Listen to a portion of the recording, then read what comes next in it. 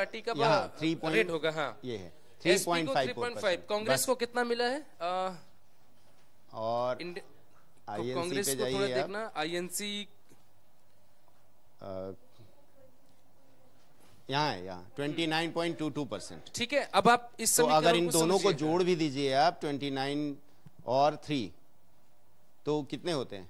बिल्कुल 33% के करीब हैं और उनसे आगे चल रहा है। ठीक है, आपका बीजेपी का परसेंटेज देखिए, ये रहा बीजेपी का परसेंटेज। और ये जो नंबर आपको दिखाई दे रहे हैं वो बाकी ऑल ओवर पार्टियां हैं।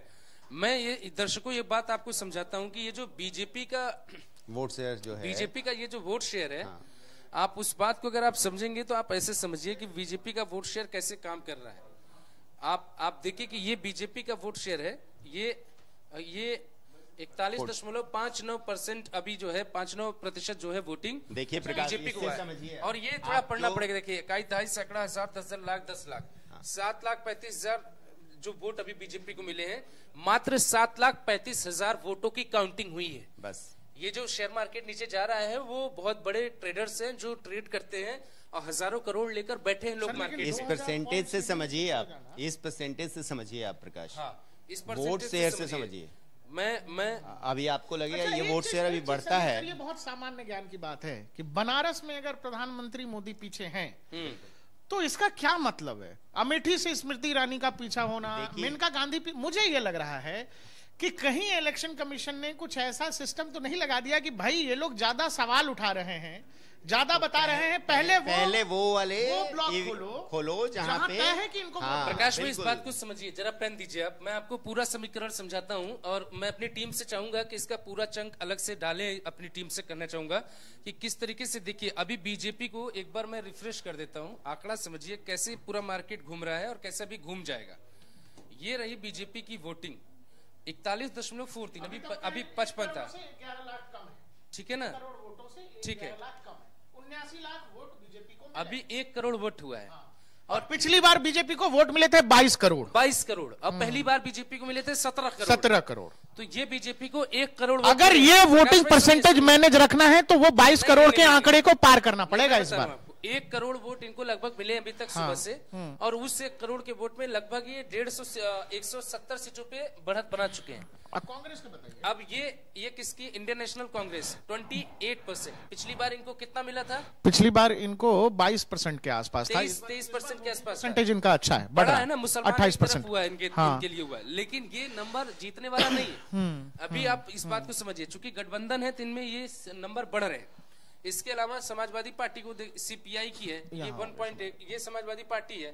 एसपी को 3.7 लाख वोट मिले। हाँ ठीक है ना?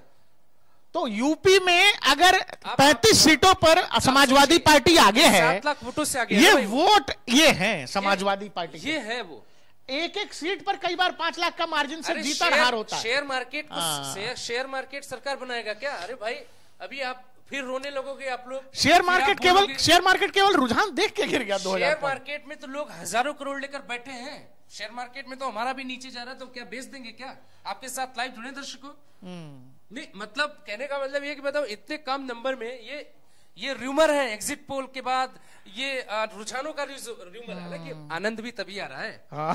एक तरफा इलेक्शन नहीं होना चाहिए। हम लोग मतलब मैच कांटे का हो। मैच कांटे का नहीं है, लेकिन दूर बैठे लोगों को दिखाई कम दे रहा है कि कांटे का है। भाई इसको सही कर लेते हैं। अभिषेक, फिर ये अगर यूपी में बीजेपी पिछड़ रही है, ये नंबर्स जो हैं वो किन राज्यों के? प्रकाश भाई अगर बीजेपी पिछड़ रही है, यूपी में क्यों पिछड़ रही है? पहले इस बात को आप समझिए।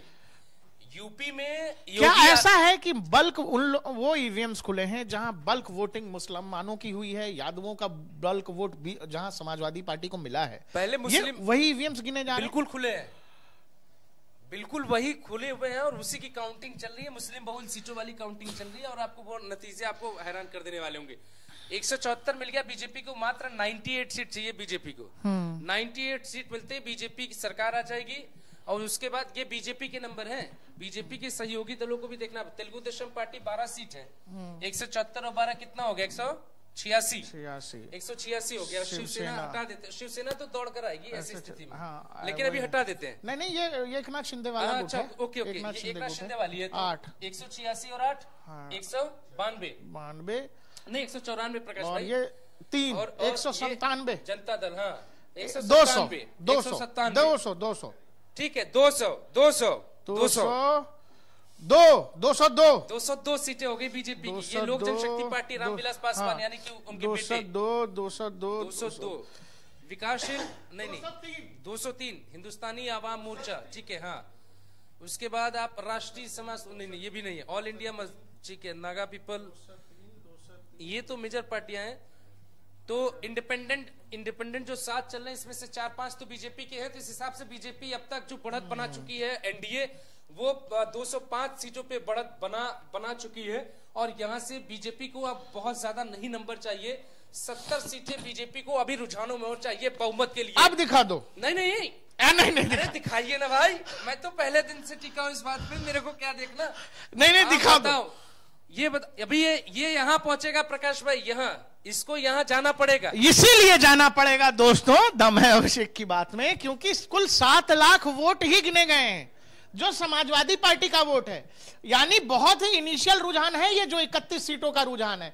दूसरी तरफ जो वोट है वो 1 करोड़ वोट है। इस वक्त जो है बढ़िया प्रधानमंत्री नरेंद्र मोदी पीएमओ में बैठ के टेलीविजन स्क्रीन पे आनंद ले रहे हैं। क्या आनंद ले रहे हैं? हाँ अरे क्यों नहीं भाई। ये अब आप समझो गौतम अडानी को कितने का लॉस हुआ? भयंकर लॉस। कितने का लॉस हुआ? भयंकर हुआ। करोड़ों अरबों का लॉस हुआ।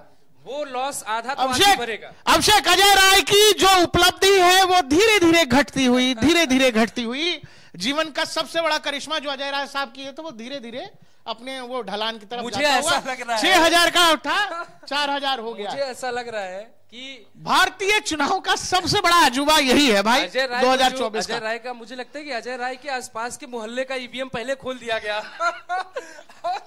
और ये सच में वाकई में क्या इंदिरा गांधी की तरह ये भी हार जाएंगे चुनाव? अगर मुझे लगता है कि अगर ऐसी कोई व्यवस्था होती कि बता दिया जाता उम्मीदवार को कि ये एक लोग बार और रिफ्रेश करें आनंद आएगा आपको।